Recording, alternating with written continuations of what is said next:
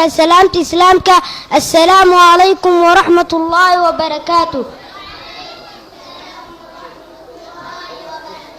سلام كدب waxaan idin hayaa gabay ku saabsan hooyo macaan. halyaayadii abwaanada hadraawi misaalkiis hadday hooyo ka gabyeen hindisee sugaan sare cimrigii markuu helay hambadii xasuusteen. hal la yaab lama laho hadalka sidaa mudan hooyaa wax loo dhigo laga helin adduunyada. balse aniga haada gabay heerkay ka joogeen kama haysta darajo suugaanta kama hilan wali waan hor leeyahay.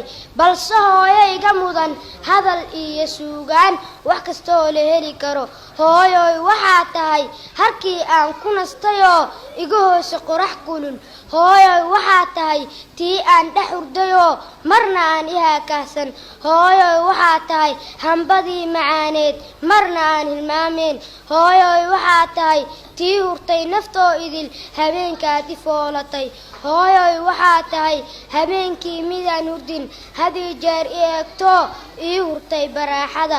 hooyoy waxaa tahay hayrta kulul midaan harsan hawshayna awgeed.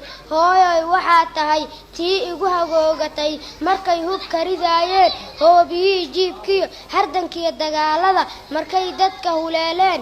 adi igama haadine hab intaad i siisaad hayweyga ila martay. hooyoy haddaad jirin ubadkaan hagaagsani hooyoy haddaad jirin ubadkaan hagaagsani halkaan sooma gaareen.